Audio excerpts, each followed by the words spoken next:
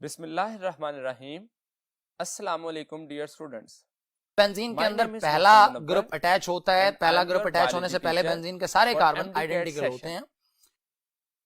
आज के इस टॉपिक में हम यूएचएस का सेकंड और कहीं पे भी ये अटैच हो जाता है, लेकिन जब दूसरा ग्रुप अटैच होना होता है, दूसरे सब्स्टिट्यूएंट में अटैच होना होता है। आज के इस टॉपिक में जो कोर्स कंटेंट्स शामिल हैं उनको देखने के लिए तो उस पे या तो वो ऑर्थो पैरा पे अटैच होता है या फिर मेटा पे अटैच होता है। डियर स्टूडेंट्स, आज के हमारे डिपेंड करता है कि पहला सब्स्टिट्यूएंट कौन सा है। जो अब देखें जरा, कुछ उनमें से होते हैं ऑर्थो पैरा डायरेक्टिंग ग्रुप्स। इनकी खासियत, इनकी खूबियां क्या होंगी? सबसे पहले ये इलेक्ट्रॉन डोनेटिंग ग्रुप्स होते हैं, यानी बेंजीन को इलेक्ट्रॉन देते हैं, डोनेट करते हैं। इनका पॉजिटिव इंडक्टिव इफेक्ट होता है। सेकंड ये इलेक्ट्रॉन डेंसिटी ऑर्थो और पैरा पोजीशन पे बढ़ा देते हैं, देखें इंक्रीज कर देते हैं, जिसकी वजह से attack of electrophile on ortho para position becomes easy, आसान हो जाता है।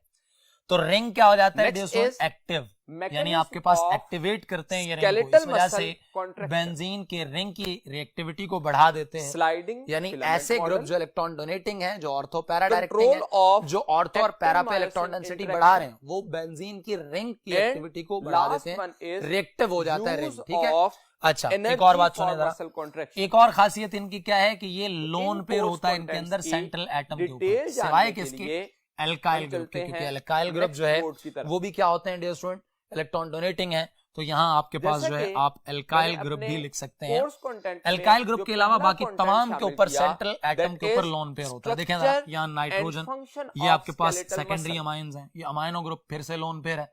फिनोल जो है यहाँ पे OH है, फिर से लोन पेयर है। OCH3 फिर से लोन पेयर है। यहाँ आप जानते हैं फ्लोरो, क्लोरो, ब्रोमो और आयोडो में कितने कितने लोन पेयर होते हैं डियर स्टूडेंट? 3-3।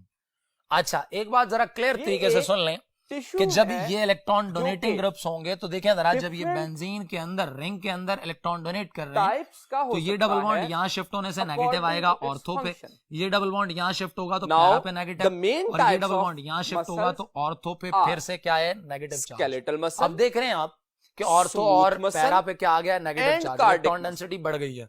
इलेक्ट्रोफाइल जो कि इलेक्ट्रॉन लविंग स्पीशी है, उसका अटैक ऑर्थो और पैरा पे क्या हो जाएगा? इजी। इस वजह से जो सेकंड आपके पास सब्स्टिट्यूएंट है वो हमेशा कहां लगेगा? ऑर्थो पैरा पोजीशन पे।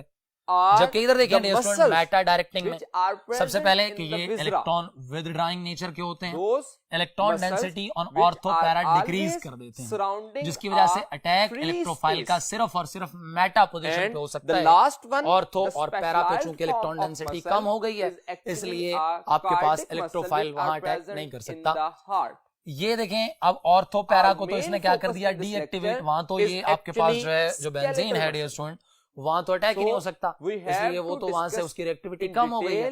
इसका मतलब है कि ये रिंग डीएक्टिवेटिंग है और रिएक्टिविटी ऑफ द रिंग को डिक्रीज करते हैं। इसके अंदर खास बात ये होती है कि इनके अंदर डबल बॉन्ड्स होते हैं, मल्टीपल बॉन्ड्स होते हैं। जैसे आपके पास है NR, जो आपके पास क्या है? NR3, टर्शरी अमाइंस हैं। जब यहाँ पे आपके पास जो है नाइट्रोजन पॉजिटिव चार्ज हो, यहाँ अगर देखा जाए साइनाइड है, इसके अलावा क्या है? कार्बोक्सिलिक ग्रुप है, एल्डिहाइडिक ग्रुप है, और आपके पास क्या है? ये आपके पास एल्डिहाइडिक ग्रुप, कीटोनिक ग्रुप हो सकता है, जो भी है। अगर डियर स्टूडेंट यहाँ बात करें, अब देखें इलेक्ट्रॉन विथड्राइंग क्या करते हैं? इलेक्ट्रॉन डेंसिटी को बेंजीन से बाहर अटैक कर रहे हैं, बाहर की तरफ अटैक कर रहे हैं। ये डबल बॉन्ड जब यहाँ जाएगा, यहाँ पॉजिटिव चार्ज आ गया कहाँ पे? ऑर्थो पे। जब ये वाला डबल बॉन्ड मूव करेगा तो पैरा पे देखें पॉजिटिव चार्ज आ गया, और जब ये वाला डबल मूव करेगा तो ऑर्थो पे अगेन क्या आ गया? Positive charge. अब डियर स्टूडेंट याद रखिएगा, इलेक्ट्रोफाइल जो कि इलेक्ट्रॉन लविंग है वो तो वहां अटैक करेगा जहां इलेक्ट्रॉन डेंसिटी है, लेकिन ऑर्थो पैरा पे आप देख रहे हैं कि इलेक्ट्रॉन डेंसिटी डिक्रीज कर गई है, इसलिए यहाँ तो अटैक नहीं करेगा। इसलिए सेकंड जो आपके पास वो होगा, सब्स्टिट्यूएंट होगा, वो हमेशा क्या करेगा डियर स्टूडेंट? सेकंड सब्स्टिट्यूएंट जो है वो हमेशा अटैच होगा ओनली ऑन मेटा पोजीशन। ये हम कुछ एमसीक्यूज एक्सप्लेन करते हैं, जैसे कि पहला एमसीक्यू आपके सामने है, which one is not ortho and para directing. इनमें से कौन सा है जो ऑर्थो और पैरा डायरेक्टिंग नहीं है? देखें जरा, आप जानते हैं सेकेंडरी अमाइन ऑर्थो पैरा है, अमाइनो ग्रुप ऑर्थो पैरा है, third one OH group ortho para है। जबकि ये देखें इन एक्शन आपके पास बेंजोइक जो एसिड ग्रुप है, ये कार्बोक्सिलिक ग्रुप है, COOH है, इलेक्ट्रॉन विथड्रॉइंग है, जो मेटा डायरेक्टिंग है। जितने भी इलेक्ट्रॉन विथड्रॉइंग होते हैं वो मेटा डायरेक्टिंग होते हैं, इसलिए हमारा राइट ऑप्शन क्या होगा, डेल्टा। अच्छा, इससे आगे देखें, which one is most readily नाइट्रेटेड। अब आसानी के साथ नाइट्रेटेड हो, सल्फोनेटेड हो, वो वही होंगे जहां पे इलेक्ट्रॉन डोनेटिंग ग्रुप लगे हैं, जो बेंजीन की रिंग को एक्टिवेट कर रहे हैं, जो रिंग की रिएक्टिविटी को बढ़ा रहे हैं। वो जल्दी नाइट्रेटेड हो जाएंगे, सल्फोनेटेड हो जाएंगे या जल्दी रिएक्शन देंगे। सेकंड जो सब्स्टिट्यूएंट है वो जल्दी अटैच होगा। इधर देखें, बेंजीन ये तो नॉर्मल है, बेंजोइक एसिड ये आप जानते हैं डियर स्टूडेंट क्या है। अगर हम इसके बारे में बात करें तो जो बेंजोइक एसिड है उसमें COOH इलेक्ट्रॉन विथड्रॉइंग है, तो ये तो बेंजीन रिंग को क्या कर रहा है, डीएक्टिवेट कर रहा है। ये तो सबसे लीस्ट एक्टिव है। Skeletal muscle is attached with the aniline में अगर देखा जाए तो यहाँ देखें जरा, यहाँ लगा हुआ है NH2। अगर यहाँ आप बात कर रहे हैं NH2 की, ये देखें जरा, अब ये NH2 जो है इसके मुकाबले में अगर यहाँ आपके पास क्या लगा हुआ है, ब्रोमो, ये ब्रोमो बेंजीन है। इन दोनों में ये ज्यादा आपके पास जो है आप कह सकते हैं कि ये ज्यादा अच्छा इलेक्ट्रॉन डोनेटिंग है, जबकि ब्रोमीन जो है वो अपने, अगर ये बात की जाए कि हैलोजेंस जो है इलेक्ट्रोनेगेटिविटी की वजह से उनका जो इंडक्टिव इफेक्ट है वो कम होता है, ठीक है। और इसके अलावा ये आपके पास इलेक्ट्रॉन कह सकते हैं आप, तो जो फ्लोरो है, क्लोरो है, ब्रोमो है, आयोडो है, तो ये आपके पास इलेक्ट्रॉन नेगेटिव होने की वजह से जो इनका ऑर्थो पैरा डायरेक्टिंग वो है, इलेक्ट्रॉन डोनेशन है वो कम है। इस वजह से एनालिन जो है सबसे आसानी के साथ क्या करेगा, नाइट्रेटेड होगा, सल्फोनेटेड होगा। तो राइट ऑप्शन हमारे पास क्या होगा, dear student, which one is incorrect. Next हमारे पास MCQ है कि अल्केन के अंदर carbon to carbon bond length कितनी है, 1.45। यहाँ पे एक और बात अगर आपको याद हो हमने ये तो 1.54 एंगस्ट्रॉम है, तो ये तो गलत कर गया, ये गलत है। उसके बाद क्या है, रोल प्ले करता है 1.34 बिल्कुल ठीक है जी एंगस्ट्रॉम। अल्काइन में ये क्या है, 1.20 एंगस्ट्रॉम बिल्कुल ठीक है। बेंजीन के अंदर अगर देखा जाए तो 1.397 एंगस्ट्रॉम बिल्कुल ठीक है। राइट ऑप्शन हमारा क्या होगा, अल्फा, क्योंकि वो रॉन्ग स्टेटमेंट है और इनकरेक्ट यहाँ पे सेलेक्ट करना था। डियर स्टूडेंट, ये था अगर हम याद रखना चाहें तो मसल टू बोन अटैचमेंट जब होगी और आपके तो तमाम अटैचमेंट कराएगा टेंडन मैक्सिमम तरीके से आपको सैचुरेट जब मसल टू बोन के अलावा बोन टू बोन अटैचमेंट होगी तो उसमें यूज होगा connective tissue that is called as ligament. Next lecture में, उस वक्त तक के लिए अगर हम एक स्केलेटल मसल के स्ट्रक्चर को देखें तो one skeletal muscle contain hundreds or thousands of muscle bundles। एक मसल में hundreds और thousands of muscle bundles मौजूद होते हैं। These muscle bundles are further composed of muscle fibers। These muscle fibers are also called as muscle cell। That is the most important point, or commonly called as a muscle cell that is also considered as a muscle fiber। यहां पे ये हमें MCQs के लिए भी ये point important है कि मसल सेल क्या है, इनमें से मसल बंडल है, मसल फाइबर है या मायोफाइब्रिल है। तो ये याद रखिएगा, मसल सेल हमेशा मसल फाइबर को कहा जाता। नेक्स्ट पॉइंट की तरफ अगर आए तो मसल सेल के अंदर मैनी मायोफाइब्रिल्स मौजूद होते हैं। तो that muscle cell will compose of और contain many myofibrils. These myofibrils actually contain those bands जिनकी वजह से ये स्ट्राइटेड और स्ट्रिप्ड बनते हैं। जैसा कि आप डायग्राम में कॉमनली देख सकते हैं कि मायोफाइब्रिल जो हैं उनमें लाइट और डार्क बैंड्स मौजूद हैं। लाइट बैंड्स को आई से डोनेट किया जाता है और डार्क बैंड को ए से डोनेट किया जाता है, जो कि आगे हम पढ़ेंगे कि लाइट बैंड और डार्क बैंड का ये नाम क्यों रखा जाता है। इन बैंड्स की रेगुलर अरेंजमेंट आप देख रहे हैं, इन बैंड्स की स्केलेटल मसल में अरेंजमेंट रेगुलर होती है, लेकिन कार्डिक मसल में इन बैंड्स की अरेंजमेंट इर्रेगुलर हो जाती है। तो यहां पे हमें स्ट्राइएशन को याद रखते वक्त यह भी याद रखना है कि there is regular striation among the skeletal muscle. जब हम मायोफाइब्रिल के फर्दर कंपोनेंट्स देखते हैं तो each myofibril will be composed of two kinds of filaments. These are named as actin filament or thin filaments. Thin filaments इनको नाम दिया जाता है इनके डायमीटर की बुनियाद पर, because they have almost 50% lesser diameter as compared to thick filament. और एक्टिन या मायोसिन फिलामेंट इनको नाम दिया जाता है according to the types of the proteins. तो प्रोटीन्स जो कि मेन प्रोटीन मौजूद होती है थिन फिलामेंट में, दैट इज एक्टिन, और जो थिक फिलामेंट में मेन प्रोटीन होती है that is called as myosin. So अगर हम इन थिक और थिन फिलामेंट्स के स्ट्रक्चर्स को जानना चाहें तो इन स्ट्रक्चर्स में हम आसानी से देख सकते हैं कि एक थिक फिलामेंट को तीन तरह की प्रोटीन्स पे, 3 टाइप्स ऑफ या काइंड्स ऑफ प्रोटीन्स पर मुश्तमिल होता है। इन 3 टाइप्स ऑफ प्रोटीन में first one the beaded form, जो कि हमने यहां पे ब्लू कलर से स्कीमेटिक डायग्राम में शो की, that is called as actin, जो कि डबल हेलिक्स है, 2 चेन्स पर मुश्तमिल है।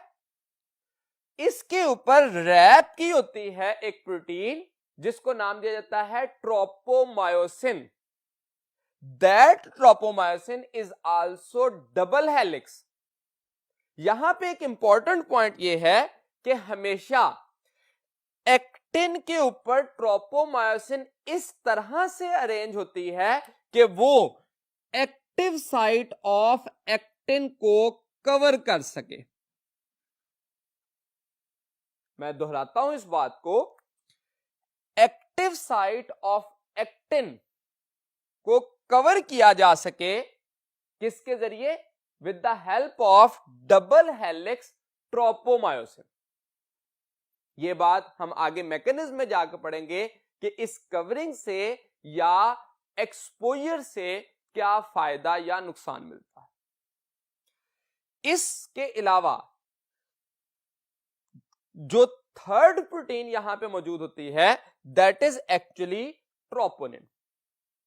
That troponin is actually made up of 3 सब यूनिट्स, जिसके बारे में हम आगे जाके डिटेल में पढ़ेंगे कि ये तीनों सब यूनिट किस तरह से रिस्पॉन्सिबल होते हैं अपने अपने functions.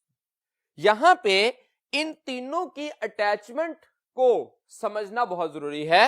One of the troponin सब unit is attached with the actin, second is attached with the tropomyosin, and third one has a receptor for calcium binding.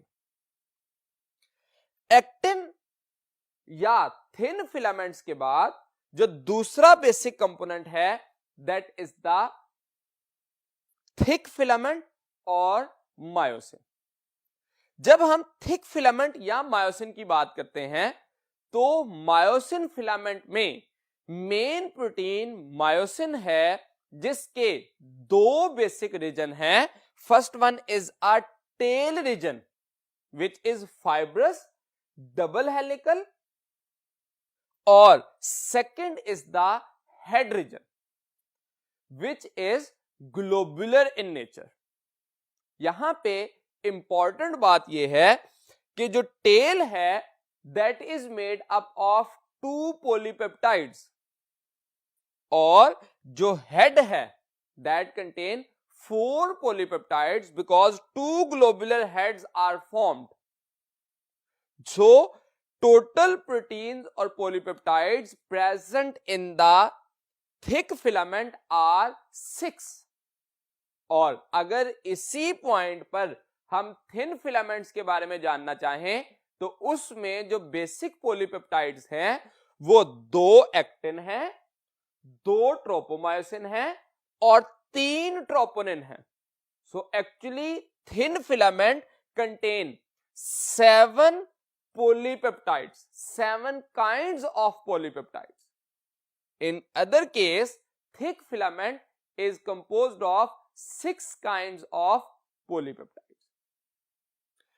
यहां पे जो हेड रीजन है that is responsible for the formation of cross bridges with the thin filament. तो thick और thin filaments में हमें कुछ differences जो हैं उनके बारे में पता होना चाहिए। यहां पे एक और पॉइंट जो कि बहुत इंपॉर्टेंट है, थिन फिलामेंट्स के केस में जो थिन फिलामेंट है इसमें जो प्रोटीन है उनकी नेचर क्या है। तो अगर हम नेचर के बारे में जानना चाहें तो थिन फिलामेंट्स की 2 जो टाइप प्रोटीन्स की हैं जिसमें एक्टिन है और ट्रोपोमायोसिन है, these are fibrous in nature, but the troponin is globular in nature. So we should know about the nature of the protein present in the thin filament. इस point को further elaborate करने के लिए हम चलते हैं next board की तरफ। सो डियर स्टूडेंट्स, यहां पे जैसे हमने प्रीवियस सेक्शन में ये देखा कि मसल मायोफाइब्रिल में लाइट एंड डार्क बैंड्स मौजूद होते हैं। तो जब हम लाइट एंड डार्क बैंड्स की बात करते हैं तो उस पे हमें अल्ट्रा स्ट्रक्चर में जब स्ट्रक्चर में लाइट एंड डार्क बैंड्स नजर आते हैं तो these are considered in this schematic diagram. इस डायग्राम के अकॉर्डिंग अगर हम ये देखें तो इसमें जो ब्लैक लाइंस शो की गई हैं these are actually considered as thick filaments और ब्लू लाइंस जो शो की गई हैं these are actually considered as thin filaments। इस थिक और थिन फिलामेंट्स का अल्टरनेटिवली मौजूद होना स्केलेटल मसल की एक बेसिक कैरेक्टरिस्टिक्स में से एक है। इस थिक और थिन फिलामेंट को जब हम डिस्कस करते हैं तो इस स्ट्रक्चर में हम ये कहते हैं कि a complete thick filament is considered as A band and the thin filament which is only thin filament no contain thick filament that is called as I band. The line which bisect the A band that will be called as M line. The line which bisect the thick filament A band is also considered as thick filament, तो उसको हम नाम देते हैं M line, and the line which bisect the thin filament that is called as Z line. इन तमाम structures को जानने के बाद हम ये कहते हैं कि हमेशा 2 सक्सेसिव Z लाइंस के दरमियान 2 सक्सेसिव Z लाइंस के दरमियान जो रीजन बनेगा उसको नाम दिया जाएगा sarcomere. That will be considered as sarcomere। ये sarcomere जो है that is called as smallest contractile unit of muscle is actually called as sarcomere। ये sarcomere का स्ट्रक्चर जो है regularly alternatively entire length of myofibril में मौजूद होगा। इस स्ट्रक्चर को जानने से पहले हमें मसल सेल के बारे में जानना जरूरी है। अगर हम मसल सेल की यूनिक प्रॉपर्टीज देखें, muscle fibre is actually a cell. ये मसल सेल बाकी जनरलाइज्ड सेल से किस तरह डिफरेंट होता है, उसकी कुछ यूनिक प्रॉपर्टीज यहां पे डिस्कस की गई, जिसमें सबसे पहले इसकी शेप जो कि बाकी सेल से डिफरेंट होती है, जो कि लॉन्ग साइलेंड्रिकल होती है। We know that some cells are round, some cells are elongated and variable shapes, लेकिन जो बुनियादी तौर पर मसल फाइबर की, स्केलेटल मसल फाइबर की शेप है, दैट इज लॉन्ग सिलेंड्रिकल। इसका डायमीटर भी हाईली स्पेसिफिक है, which is almost 10 to 100 micrometre. तो एक मसल फाइबर का डायमीटर मिनिमम 10 माइक्रोमीटर और मैक्सिमम 100 माइक्रोमीटर, इस रेंज में हमेशा ये डायमीटर होगा। Third one is about the membrane of muscle cell. Cell membrane को कॉमनली प्लाज्मा मेम्ब्रेन का नाम भी दिया जाता है, लेकिन in case of muscle cell, that specialized name which is called as sarcolemma, that is utilized for the muscle membrane. तो cell membrane of muscle cell is called as sarcolemma. Next is sarcoplasm. Sarcoplasm is actually the cytoplasm of the muscle fiber or muscle cell. इस cytoplasm के जो fluid part है, उसके components बाकी cell से जो different होते हैं, उसमें एक तो accumulation of excessive glycogen, second is presence of phosphocreatine, and third one is large amount of myoglobin. तो ये तीन बेसिक कंपोनेंट्स, जिसमें मायोग्लोबिन, फास्फोक्रिएटिन एंड ग्लाइकोजन, ये तीन कंपोनेंट जो हैं साइटोप्लाज्म को, cytoplasm of cell of muscle को यूनिक बनाते हैं। And third one is, and last one is nuclei. इसके केस में, मसल सेल के केस में न्यूक्लियाई मल्टी होते हैं, मतलब मैनी होते हैं। सेकंड इज ओवल शेप्ड होते हैं, और तीसरी बड़ी बुनियादी खुसूसियत, these are present just beneath the cell membrane. तो तीन बुनियादों पर जो न्यूक्लियस है वो कैरेक्टराइज किया जाता है मसल सेल का बाकी सेल्स के मुकाबले में। तो ये वो बुनियादी खुसूसियात थी जिसकी बुनियाद पर हम एक मसल फाइबर को रिकॉग्नाइज कर सकते हैं। जैसे कि हमने प्रीवियस बोर्ड पे ये बताया कि मसल फाइबर जो है that contain many myofibrils. In case of myofibrils अगर हम देखें तो that are in 1 to 2 micrometre in diameter.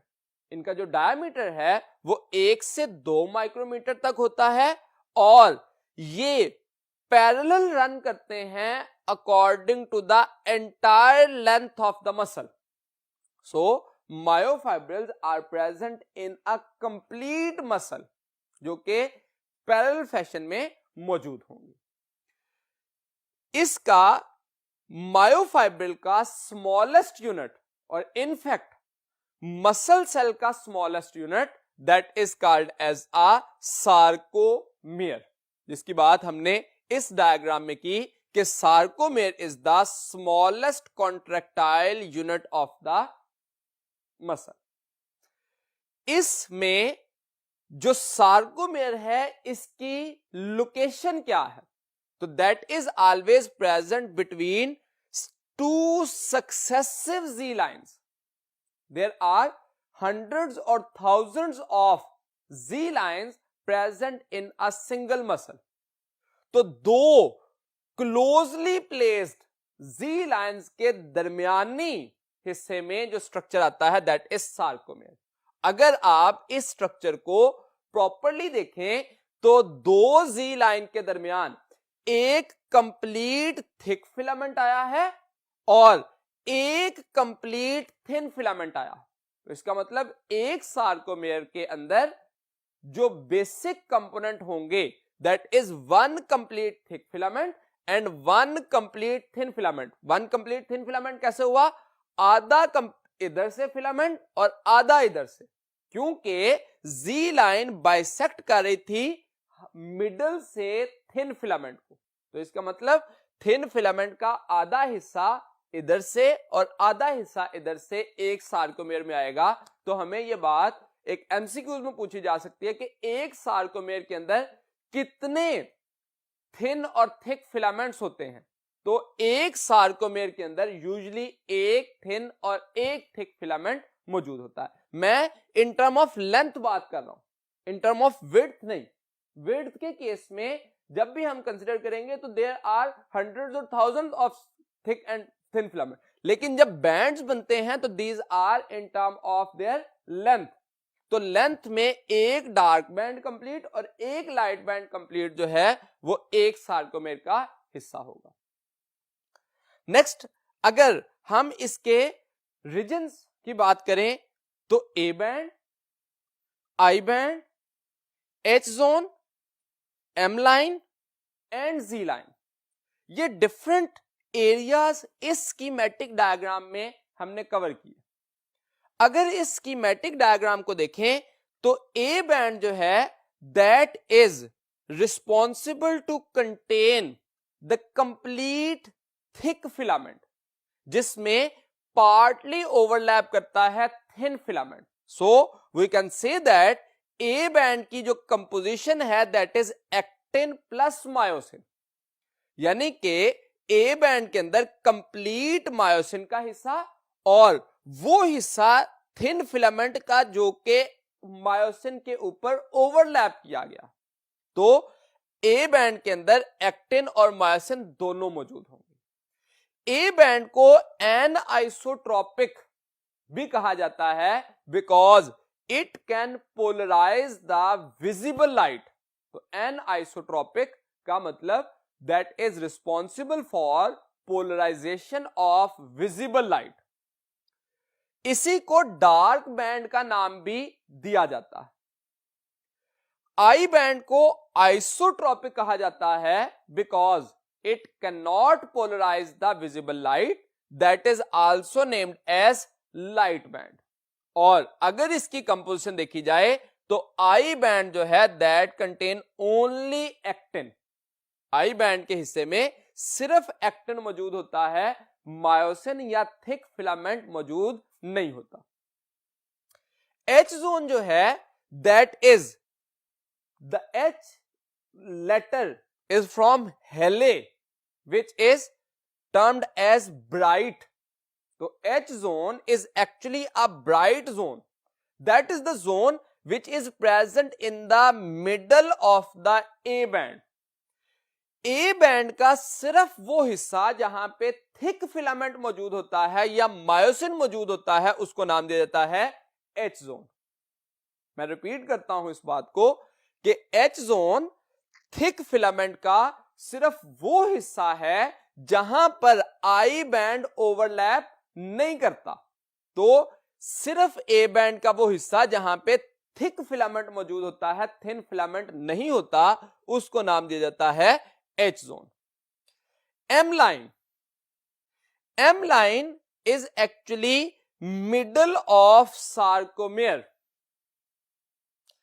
Middle of sarcomere में अगर हम एक सार्कोमेयर का स्ट्रक्चर देखें जो कि कंसेक्टिव जी लाइंस के दरमियान है, तो जी लाइंस के मिडल से अगर क्रॉस किया जाए, कंसेक्टिव जी लाइंस के मिडल से क्रॉस किया जाए तो that is also the middle of the thick band.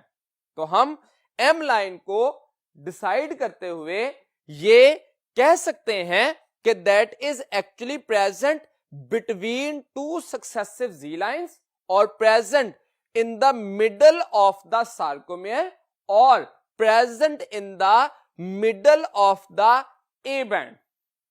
ये एक्चुअली एम का वर्ड जर्मन वर्ड मिटलेशैबे से ड्राइव किया गया है, जिसका एक्चुअल मीनिंग मिडल है। तो हम इसको मिडल ऑफ सार्कोमेयर कंसिडर करते हैं, which bisect the thick band. Z line that is Zwischen, that means between, that is the middle of I band। तो जब भी थिन फिलामेंट को जो लाइन बाइसेक्ट करेगी, that will be called as Z line. तो दो जी lines के दरमियानी हिस्सा जो है वो क्या कहलाया? सार्कोमियर। तो सार्कोमियर के इन तमाम रीजन्स को आइडेंटिफाई करना जरूरी है ताकि मैकेनिज्म ऑफ मसल कॉन्ट्रैक्शन को आइडेंटिफाई किया जा सके। तो नेक्स्ट पॉइंट्स में हम मैकेनिज्म को भी आइडेंटिफाई करेंगे। तो इस पार्ट में हमने मसल फाइबर के बारे में जाना, जिस मसल फाइबर में मायोफाइब्रिल्स मौजूद होते हैं एंड मायोफाइब्रिल्स के अंदर मौजूद होते हैं मायोफिलामेंट्स। तो मायोफिलामेंट्स के जानने के लिए हम चलते हैं नेक्स्ट बोर्ड की तरफ। So dear students, in this part of our lecture, we will discuss about ultrastructure of myofilament. जब हम myofilament की बात करते हैं तो these are actually filaments of a muscle। किसी भी मसल के अंदर जो दो बुनियादी टाइप के फिलामेंट्स मौजूद होते हैं, these are thick filament and thin filament। तो थिक फिलामेंट और थिन फिलामेंट्स को जानने के लिए हमें बुनियादी जो डिफरेंस है थिक और थिन फिलामेंट में उसकी बात करनी है। अगर हम थिक फिलामेंट और थिन फिलामेंट्स में देखें तो सबसे पहला जो डिफरेंस है, thick filament that is present in the entire length of A band, और thick filament is present across the I band and partly to A band. जो थिन फिलामेंट है, अगर आप प्रीवियस बोर्ड पर जो हमने डायग्राम देखी थी उसको डिटरमिन करें तो इसमें हमने ए बैंड और आई बैंड को प्रॉपरली रिकॉग्नाइज किया। उसी बात को यहां पे डिस्कस किया जा रहा है कि एक थिक फिलामेंट जो है वो ए बैंड में कंप्लीटली मौजूद होता, लेकिन थिन फिलामेंट का कुछ हिस्सा आई बैंड में और कुछ हिस्सा ओवरलैप किया होता है थिक फिलामेंट पर इन टर्म ऑफ ए बैंड। इसका डायमीटर, थिक फिलामेंट को ये नाम देने की बुनियादी वजह ही इसका डायमीटर है, that is almost 2 times thicker than the thin filament, जो कि 16 नैनोमीटर और थिन फिलामेंट का 7 to 8 नैनोमीटर है। अगर कंपोजिशन की बात करें तो थिक फिलामेंट को जैसे हम मायोसिन फिलामेंट का नाम भी देते हैं, so because it is made up of myosin protein, और थिन फिलामेंट को हम एक्टिन फिलामेंट का नाम भी देते हैं because it is made up of actin molecule. Thick filament के मायोसिन का अगर स्ट्रक्चर देखें तो that is made up of 2 major parts, जिसमें मायोसिन टेल है जो कि फाइब्रस होती है और मायोसिन हेड है जो कि ग्लोबुलर होता है। इन दोनों के स्ट्रक्चर हम प्रीवियसली डिस्कस कर चुके हैं कि ग्लोबुलर हेड के अंदर 4 प्रोटीन्स मौजूद होती हैं और मायोसिन टेल में 2 प्रोटीन्स मौजूद होती हैं। तो टोटल 6 प्रोटीन्स जो मौजूद होंगी या पॉलीपेप्टाइड्स मौजूद होंगी इन case of the thick filament. जबकि जब हम एक्टिन मॉलिक्यूल की कंपोजिशन देखते हैं तो that is actin protein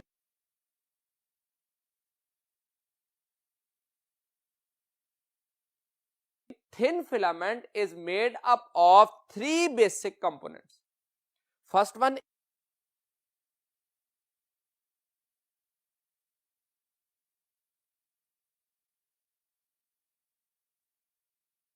is actin molecule, second is tropomyosin and third one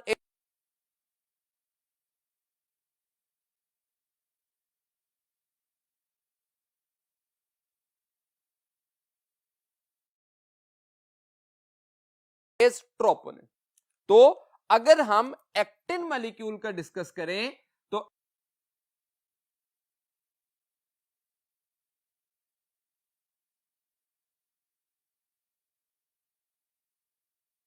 actin molecule that is arranged in 2 chains, ये एक डुप्लेक्स है या डबल हेलिक्स है जो कि 2 पॉलीपेप्टाइड पर मुश्तमिल होता है, that appear as a beaded और पर्ल्स फॉर्म।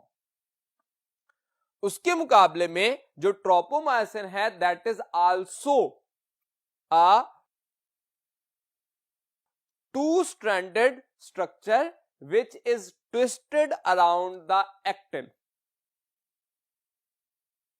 एक्टिन के गिर्द सराउंड किया होता है, इस तरह से सराउंड होता है कि वो एक्टिव साइट ऑफ एक्टिन को कवर कर ले, ताकि क्रॉस ब्रिज बनने के लिए जो रिक्वायरमेंट है उसको पूरा किया जा सके। Third main component of the thin filament that is troponin. Troponin is actually made up of 3 subunits.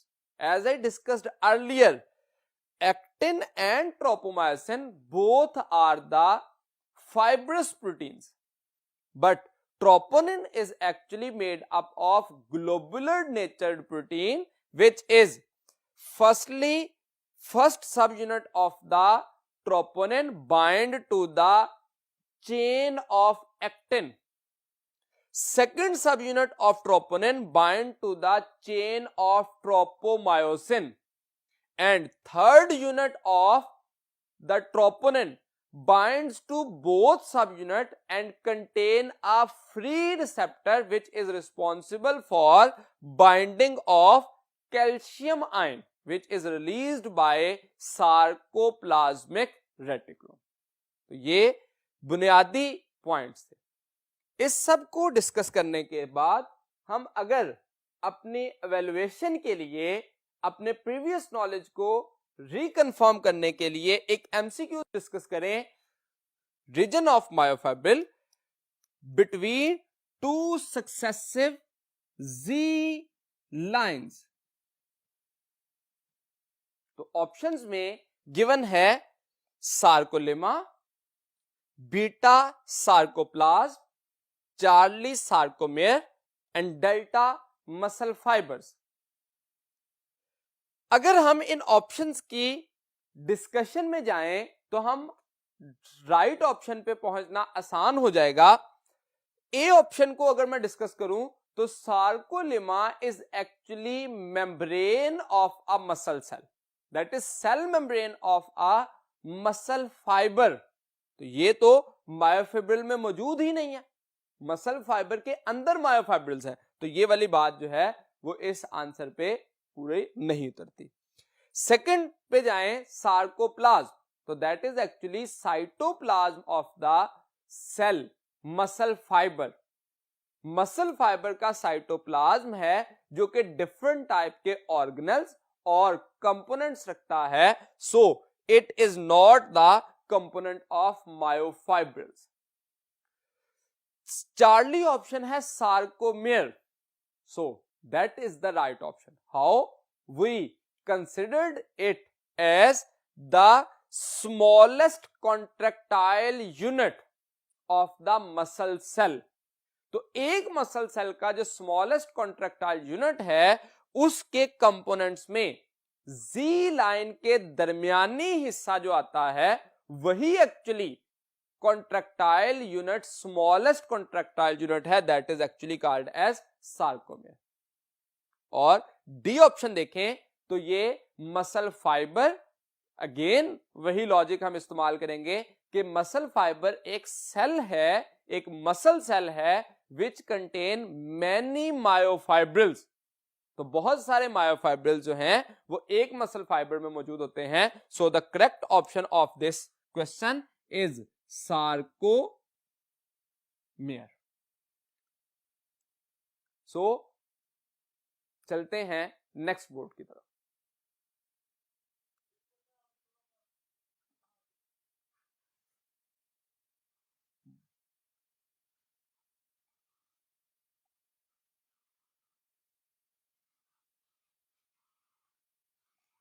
So dear students, अपने नेक्स्ट पॉइंट की तरफ आते हैं, मैकेनिज्म ऑफ कॉन्ट्रैक्शन। अब मसल के कॉन्ट्रैक्ट करने के लिए क्या मैकेनिज्म इस्तेमाल होता है, इसके लिए जो हाइपोथेसिस एक्सप्लेन की गई that was given by the scientist H Huxley, A F Huxley and their colleagues इन 1954। they explained a hypothesis to determine the mechanism of muscle contraction। इसके जो मेन पॉइंट थे, इसके अकॉर्डिंग, इस हाइपोथेसिस के according, thin filament will slide past over thick filament. अब हम ये बात डार्क और लाइट बैंड के हवाले से, थिक और थिन फिलामेंट के हवाले से ये जान चुके हैं कि थिन फिलामेंट किस तरह से स्लाइड पास्ट करेगा ओवर द थिक फिलामेंट। ये बात यहां पे इंपॉर्टेंट है कि कौन सा फिलामेंट स्लाइड पास्ट करेगा। तो ये एमसीक्यूज में भी बात पूछी जा सकती है कि which one of the following filament will slide past over other. तो thin filament will slide past over thick filament. Second main point, during the contraction of muscle the length will be shortened। तो जो muscle की length है वो reduce हो जाती है up to 1/3, almost 1/3 जो कॉन्ट्रैक्शन के बाद मसल की लेंथ रिड्यूस हो जाती है। तीसरा main point, myosin filaments will come closer to each other। we know that in the muscle alternate light and dark bands are present, so many thin filament and thick filament, या दूसरे लफ्जों में अगर हम कहें तो many actin and myosin filaments will run along the length of the muscle। तो उसमें जो मायोसिन पैरेलल मौजूद हैं वो एक दूसरे के क्लोज आ जाएंगे। In the same manner actin filament will also come closer to each other. तो एक्टिन फिलामेंट एक दूसरे के करीब आना शुरू हो जाएंगे। जो एच जोन था जो कि middle of the A band था, दैट विल डिसअपीयर। इसी तरह से आई बैंड जो है that will be shorten. I band was the middle of the thin band. जो थिन बैंड था उसका जो मिडल पार्ट था, ओनली थिन पार्ट जो था वो आई बैंड था, that will be shorten. There will be overlapping of actin and myosin. अब पहले भी ओवरलैप थे एक्टिन और मायोसिन बट स्लाइटली। जैसे ही कॉन्ट्रैक्शन कंप्लीट होगी एक्टिन एंड मायोसिन की जो ओवरलैपिंग है दैट विल इंक्रीज ग्रेटली। ज्यादा मिकदार में वो ओवरलैप कर जाएंगे। जी लाइंस जो कि कॉन्ट्रैक्टाइल यूनिट के बॉर्डर्स पर मौजूद होती हैं, जो कि एक कॉन्ट्रैक्टाइल यूनिट को जो है वो कवर करती हैं, that will come closer to each other. इसी तरह से cross bridges will bind to the active site of actin. तो जो क्रॉस ब्रिजेस हैं वो हेड ऑफ द मायोसिन, जिसको हमने क्रॉस ब्रिज का नाम दिया था, that will bind with the active site of actin. Next one, that cross bridges then contract to pull the actin filament towards the center of sarcomere। अब इस case में position अपनी कौन चेंज करता है, तो दैट इज एक्टिन जो है, जो थिन फिलामेंट है, that will change its position during the process of contraction of muscle. अगर इन तमाम पॉइंट्स को देखें तो हर पॉइंट सेपरेटली एज एमसीक्यूज पूछा जा सकता है कि इन इवेंट में से कौन सा इवेंट जो है वो किस तरतीब के साथ है। इसी तरह से इन इवेंट्स में से किस बैंड में, किस जोन में या किस लाइन में पोजीशन में क्या चेंज आती है, ऑल टर्म्स में ये क्वेश्चन पूछे जा सकते हैं। अगर इसी पॉइंट को हम एक्सप्लेन करने के लिए डायग्राम का सहारा लें तो उसके लिए हम चलते हैं नेक्स्ट बोर्ड की तरफ। So, dear students, in this diagram we can show the mechanism of contraction and relaxation of muscle.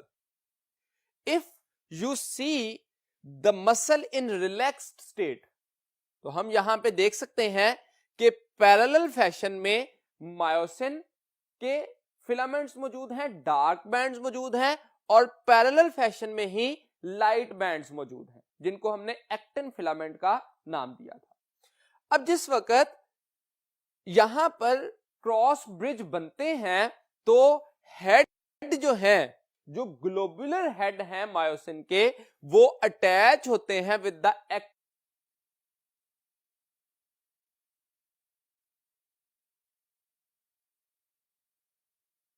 Site of actin या active site present on the thin filament. इस केस में ये हेड का reason और इसी तरह से ये हेड का रीजन, यहां पे इस डायग्राम के अंदर एक थिक फिलामेंट की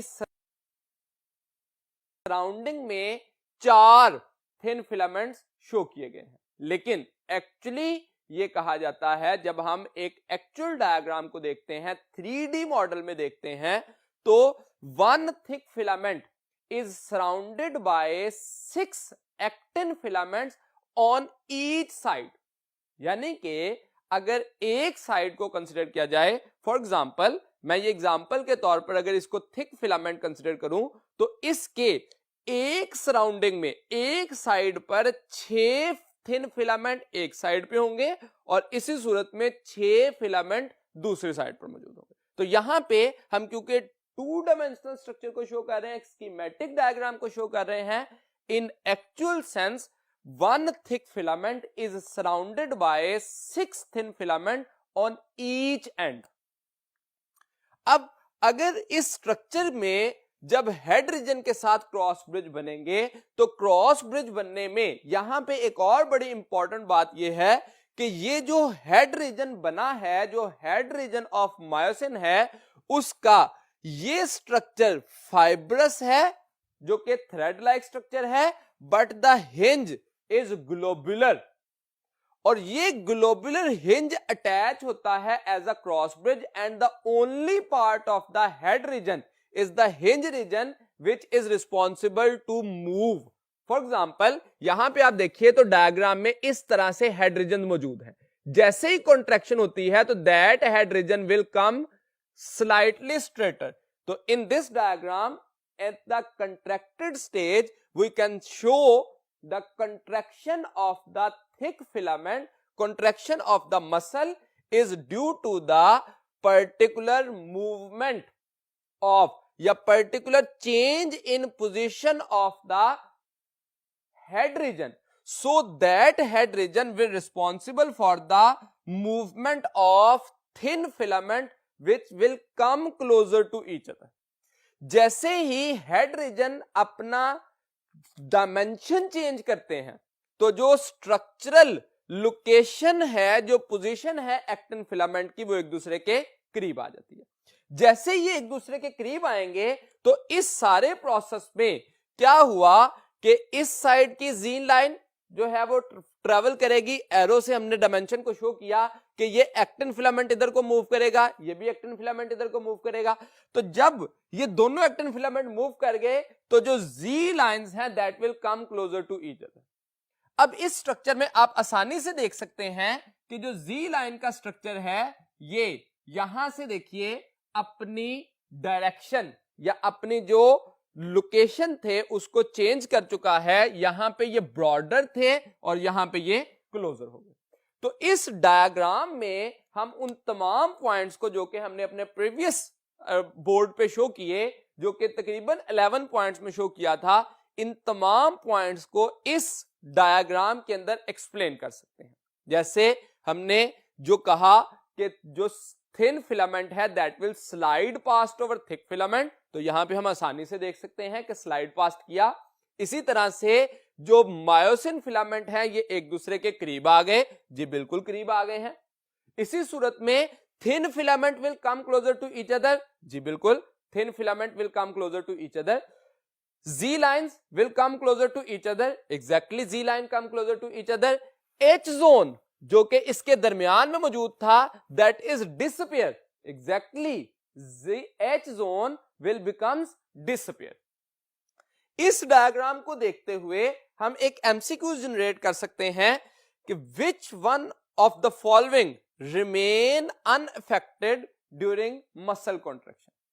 मसल कॉन्ट्रैक्शन के दौरान गिवन ऑप्शंस में से कौन सा स्ट्रक्चर या कौन सा ऐसा कंपोनेंट है जो कि अनअफेक्टेड रहे, अनचेंज्ड रहे, तो उसको एक्सप्लेन करते हैं. ऑप्शंस में अल्फा ऑप्शन है ए बैंड, बीटा ऑप्शन है I band, Charlie G line and delta H zone. अब ये बहुत आसान है, अगर आप इस डायग्राम को समझ पाए हैं तो हम आसानी से बता सकते हैं कि that A band will remain unaffected, unchanged. इसके अंदर किसी किस्म की कोई चेंज नहीं आई. उसके मुकाबले में आई बैंड में देखिए तो we know that it will be shorten. ये शॉर्ट हो गया है, आई बैंड रिड्यूस हो गया है. Z line come closer to each other, ये एक दूसरे के करीब आ गई हैं. और उसके मुकाबले में एच जोन जो है दैट इज डिसअपीयर. तो बाकी तमाम में चेंज आ गया सिवाय ए बैंड के. तो राइट ऑप्शन क्या होगा? A band that will remain unaffected और अनचेंज्ड. इस एक क्वेश्चन से हम बाकी तमाम मैकेनिज्म को भी समझ पाए, यानी कि 4 किस्म के क्वेश्चन बन सकते हैं कि कौन सा बैंड है जो डिसअपीयर हुआ, तो दैट इज एच जोन. कौन सा लाइन है जो कि एक दूसरे के करीब आ गई, तो जी लाइन है इसमें से. कौन सा बैंड रिड्यूस हो गया, तो दैट इज आई बैंड. और कौन सा अनअफेक्टेड रहा, that is A band. Next point को समझने के लिए हम चलते हैं अगले बोर्ड की तरफ. मैकेनिज्म को समझने के लिए how the bridges are controlled, because we know that always contraction of muscle is dependent on the formation of cross bridges. अब क्रॉस ब्रिज किस तरह से बनते हैं, उसके लिए हमें यह जानना होगा कि रेस्टिंग स्टेज में कंडीशन क्या है और कॉन्ट्रैक्शन के दौरान ऐसा क्या प्रोसेस होता है. तो at the time of rest tropomyosin will cover the active site of the actin. जिस वक्त रेस्ट की कंडीशन है, एक्टिव साइट ऑफ एक्टिन को ट्रोपोमायोसिन ने कवर किया हुआ है और उस कवरिंग की वजह से क्रॉस ब्रिजेस बनना पॉसिबल नहीं है, क्योंकि head of myosin will bind with the active site of actin. लेकिन एक्टिव साइट ऑफ एक्टिन को क्योंकि कवर किया है ट्रोपोमायोसिन ने, जिस वजह से क्रॉस ब्रिज नहीं बन सकती. कंट्रैक्शन का प्रोसेस जब स्टार्ट होगा तो उस दौरानिए में सबसे पहले क्या होगा, कैल्शियम आयन जो कि रिलीज हुआ है सार्कोप्लाज्मिक रेटिकुलम से, that will bind with the troponin. Third unit of troponin, 3 सब यूनिट थे जिसमें से एक सब यूनिट एक्टिन की चेन के साथ अटैच था, एक ट्रोपोमायोसिन की चेन के साथ अटैच था, और एक जो है वो अपर मौजूद था जिसके पास कैल्शियम बाइंडिंग रिसेप्टर. उस कैल्शियम बाइंडिंग रिसेप्टर के साथ जैसे ही कैल्शियम बाइंड करेगा तो उसकी वजह से ट्रोपोनिन स्लाइटली डिस्पोज ऑफ होगा, स्लाइटली मूव करेगा. इस मूवमेंट की वजह से active site of actin expose हो जाएगी. Now exposure of active site of actin will give the chance to the myosin to form the cross bridges with the active site of actin. अब यहां पे ये 3 basic steps थे. Earlier calcium troponin के साथ bind करेगा, now troponin dispose of होगा, troponin की डिस्पोज ऑफ होने की वजह से ट्रोपोमायोसिन अपनी पोजीशन चेंज करेगा, so active site of actin expose हो जाए. If the active site of actin is exposed, now there is the chance for myosin, for head of myosin to make the bond with the cross bridge with the active site of actin. यानी कि इस सारे process में calcium का एक main role है, लेकिन जैसे ही क्रॉस ब्रिज बन गया तो क्रॉस ब्रिज बनने के बाद जो रोल है that is the ATP. Energy is required when there is the hydrolysis of ATP, so the contraction of muscle will be completed. In this case, ATP is hydrolyzed when the myosin head attached to the actin filament. At the same time, when the myosin head is attached with the active site of actin, ATP will be hydrolyzed. So we can say that ATP is required at the time of muscle contraction, not at the muscle relaxation. ठीक है, point clear कर लें. मैं दोबारा से दोहराता हूं. ATP is required at the time of muscle contraction, और उस प्रोसेस के दौरान जो ATP रिक्वायर्ड होती है उसकी वजह से, जो ये एटीपी की एक्टिविटी की वजह से जो एक्टिन मायोसिन फिलामेंट के क्रॉस ब्रिजेस का बनना और टूटने का प्रोसेस जो है वो चलता रहता है. That cycle for the formation and breakage of the cross bridges is dependent on ATP. Only one molecule is required for the complete cycle of formation or breakage of the cross bridge. Cross bridge के बनने और टूटने के दौरान जो एक complete life cycle होता है उसके लिए एक एटीपी का मॉलिक्यूल रिक्वायर्ड होता है. अब अगर हम एक कंडीशन जो कि रिगर मॉर्टिस, इस कंडीशन की बात करें तो इस दौरानिये में ये प्रॉब्लम आती कब है? That cause after death. Death के बाद बॉडी में due to unavailability of ATP, ATP available ना होने की वजह से cross bridge can not be broken down. ATP की अनअवेलेबिलिटी की वजह से cross bridge are unable to broken down, so stiffness in the body will occur. That stiffness in the body will cause rigor mortis. मैं दोहरा रहा हूं, repeat करता हूं, इंपॉर्टेंट पॉइंट है. rigor mortis will always after the death, और इसकी वजह से बॉडी के मसल स्टिफ कर जाते हैं. यहां पे एक कंफ्यूजन आती है, क्या एक दफा मसल जो है कॉन्ट्रैक्ट कर गया, डेथ हो गई, बॉडी की स्टिफनेस हो गई, तो क्या उसके बाद हमेशा के लिए स्टिफ रहेगी बॉडी? तो इसका आंसर है नहीं. बॉडी हमेशा के लिए स्टिफ नहीं रहेगी, बल्कि जैसे ही बैक्टीरियल एक्टिविटी स्टार्ट हो जाएगी तो बॉडी में degradation of protein and enzymes जब स्टार्ट होंगे तो वो स्टिफनेस दोबारा से बॉडी को सॉफ्टन कर देगी. तो actually that stiffness will be for a time being, और that is also change from muscle to muscle है. इस पॉइंट में एक और पॉइंट हमारे जहन में आता है कि क्या डेफिशिएंसी ऑफ एटीपी हमेशा रिगर मॉर्टिस ही करती है? तो इसका आंसर भी है नहीं. आफ्टर द डेथ अगर एटीपी की डेफिशिएंसी होगी तो रिगर मॉर्टिस है, लेकिन अगर during the life deficiency of ATP हो गई तो that will cause the muscle fatigue. तो एटीपी की डेफिशिएंसी ड्यूरिंग लाइफ ड्यूरेशन हो या आफ्टर द डेथ हो, कॉन्सिक्वेंसेस डिफरेंट होते हैं.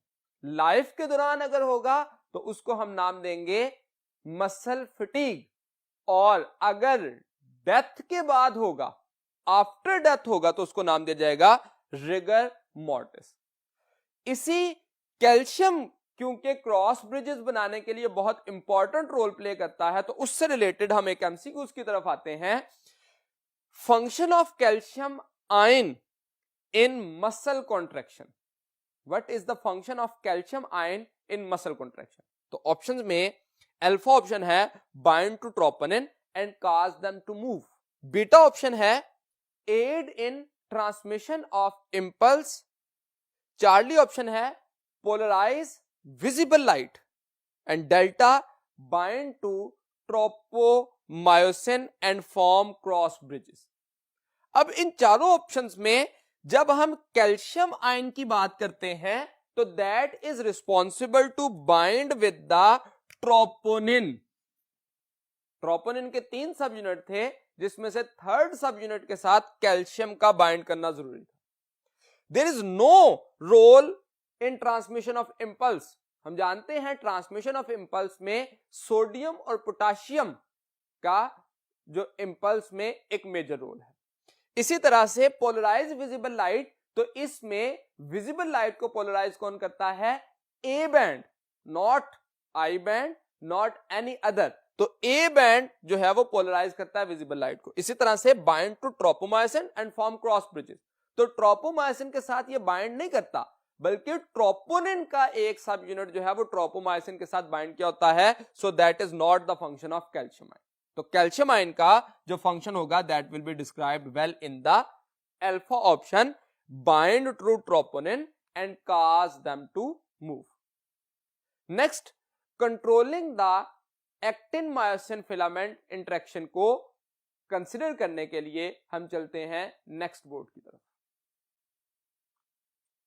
So, dear students, controlling the actin-myosin interaction by calcium ion, we can study the interaction of actin-myosin by determining the role of calcium ion.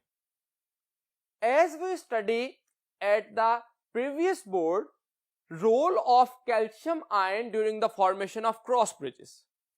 इसमें calcium ion release किया गया था sarcoplasmic reticulum से, जिसको हम यहां पे डिटेल में डिस्कस करेंगे कि how that process will occur, what is the actual mechanism. तो इस दौरानिए में सबसे पहले किसी भी मसल को जो कि स्केलेटल मसल है उसको मोटर न्यूरॉन के जरिए इंफॉर्मेशन प्रोवाइड की जाती है। That information is actually in term of nerve impulse. तो जैसे ही nerve impulse आएगी from neuromuscular junction, that will responsible to start the muscle contraction. Action potential which was fired by motor neuron, contraction of muscle starts simultaneously. यानी कि इस point पे हम ये बात करना चाह रहे हैं कि मसल की कॉन्ट्रैक्शन के लिए, पर्टिकुलरली स्केलेटल मसल की कॉन्ट्रैक्शन के लिए मोटर न्यूरॉन से एक्शन पोटेंशियल का, थ्रेशहोल्ड पोटेंशियल का या एक पर्टिकुलर नर्व इंपल्स का आना जरूरी है। उस इंपल्स के बाद मस्कुलर कंट्रैक्शन स्टार्ट होती है। इस मस्कुलर कंट्रैक्शन के मैकेनिज्म को, फ्लो चार्ट को अंडरस्टैंड करने से पहले हमें 3 टर्मिनोलॉजी को अंडरस्टैंड करना जरूरी है, जिसमें हम टी ट्यूब्यूल की बात करते हैं, टी सिस्टम की बात करते हैं एंड ट्रायड। अगर हम टी ट्यूब्यूल की बात करें तो that is actually hollow transverse tubule. इसको ट्रांसवर्स ट्यूब्यूल का नाम भी दिया जाता है, जो कि हॉलो होती है, खोखली है, इलोंगेटेड ट्यूब्यूल है, formed by penetration of sarcolemma deep in muscle fibre. तो अगर मैं एक सिंपल सी इसकी डायग्राम बनाने की कोशिश करूं तो ये सार्कोलेमा जो है वो इनवर्ड पेनिट्रेट होती है एट डिफरेंट पोजीशंस।